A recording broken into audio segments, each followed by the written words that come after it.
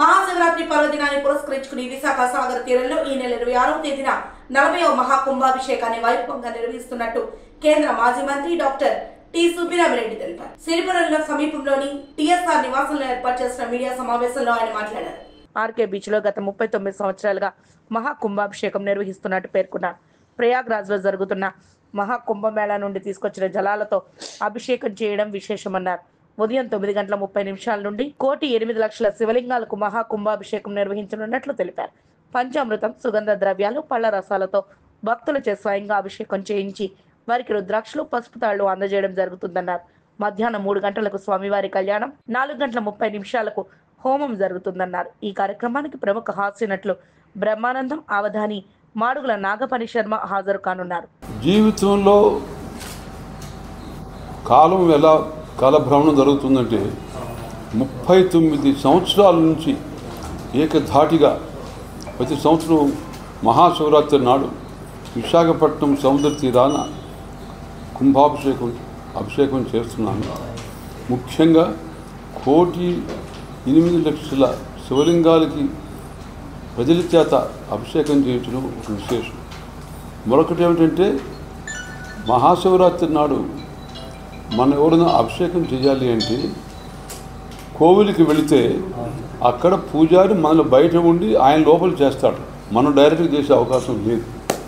కానీ నేను కొత్త ప్రక్రియ ఏమిటంటే 39 సంవత్సరాల క్రితం ఒక మహనీయ వ్యక్తి, శివభక్తులైన ఒక మహర్షి లాంటి ఒక మహత్తరైన వ్యక్తి నన్ను కాకినాడలో నేను ఆయన కలిసినప్పుడు ఆయన చెప్పాడు, కుంభాభిషేకం చేస్తే దానివల్ల ఉపయోగం ఏమిటయా అంటే అక్కడ ప్రజల్ని ఈశ్వరుడు కాపాడుతాడు, చల్లగా చూస్తాడు, ప్రకృతి యొక్క ఇటువంటి విలయ తాండవాలైనా కూడా వాటన్నిటి కూడా రక్షిస్తాడు అని ఆయన చెప్తే నాకు ఆశ్చర్యం వేసి, సరే మా విశాఖపట్నం కావాలి స్వామి అంటే ఆయన సరే అన్నాడు.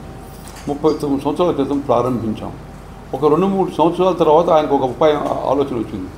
ఒట్టి కుంభాభిషేకమే కాదు, 1,00,00,000 శివలింగాలతో చేస్తే ఇంకా అద్భుతం అని చెప్పి ఆయన ఒక బ్రహ్మాండం స్కీమ్ తయారు చేసి 1,08,00,000 చేయడం మొదలుపెట్టాం.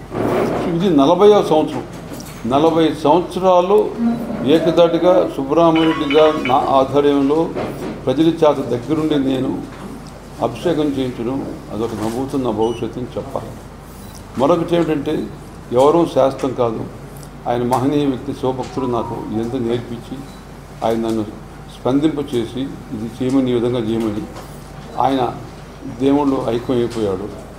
ఆయన అల్లుడు శ్రీనివాస్, అతను కూడా అద్భుతంగా చాలా చక్కగా ఈ దాదాపుగా ఈ 20 సంవత్సరాల నుంచి ఆయన ఏర్పాటు చేస్తున్నాడు. ఆయన కూడా అనుకోకుండా దేవుళ్ళు కలిసిపోయాడు. ఆయన కుమారుడు చంద్రశేఖర్, ఈ అబ్బాయి బాబీ అంటారు, ఇతను పని కట్టుకొని ఇది మా నాన్న మా తాత వాళ్ళు నేను కూడా చేయాలి సుబ్రహ్మణ్య గారు చేసేటువంటి ఈ దీక్షా సంకల్పంగా చెప్పి ఇతను సాఫ్ట్ ఇంజనీర్ హైదరాబాద్లో ఆడ బ్రహ్మాండంగా ఆడ సక్సెస్ఫుల్గా ఉన్నాడు. అటువంటిది ఈయన వచ్చి ఈయన నా ఆధారంలో ఈ నా తరఫున బ్రహ్మాండంగా అన్నీ ఏర్పాటు చేసి ఈ రేపు పొద్దున 9:30కి 1,00,00,000 శివలింగాలు అందరూ ప్రజల చేత చేయిస్తాను అభిషేకం. ఈరోజు నేను 7:15 ప్రారంభం చేస్తాను. మంచి టైం 7 గంటలకు పోయి ముందు ప్రారంభం చేసి రేపు పొద్దున్న నుంచి ప్రజల చేత చేయిస్తాం. మరొక విశేషం ఏమిటంటే అందరం కూడా మహాకుంభాభిషేకంగా వెళ్ళి అక్కడ మనం స్నానం చేసే అవకాశం లేదు. సో మన ఈ మధ్య చంద్రశేఖర్ బాబీ అక్కడ వెళ్ళినప్పుడు సఫిషియెంట్గా వాటర్ తీసుకొని వచ్చాడు. ఆ నీళ్ళని కుంభాభిషేకంలో వాటర్ని ఇక్కడ కలిపి ప్రజల చేత ఈశ్వరుడికి ఆ జలంతో మళ్ళీ అభిషేకం చేయించడం ఒక విశేషం. అది ఇందుకు ఎక్కడ జరగలేదు, అది కూడా విశేషం జరుగుతుంది. దాంతోపాటు మరొక విశేషం ఏమిటంటే మన అందరం కూడా తెలుగు వాళ్ళు గర్వించే ఒక మహతీన పండితుడు ఎవరంటే నాగపని శర్మ, పెద్ద అవధాని. ఆయన కొన్ని వేల కార్యక్రమాలు పాల్గొన్నాడు. ఆయన వాగ్దాటి, ఆయన సరస్వతి పుత్రుడుగా ఆయన ఫ్లో ఆఫ్ భాష అద్భుతం, అమోఘం అన్నమాట. సో ఆయన యొక్క ప్రతిభను చూసే ప్రభుత్వం ఆయనకి పద్మశ్రీ ఈ మధ్య అవార్డు ఇచ్చారు, అనౌన్స్ చేశారు.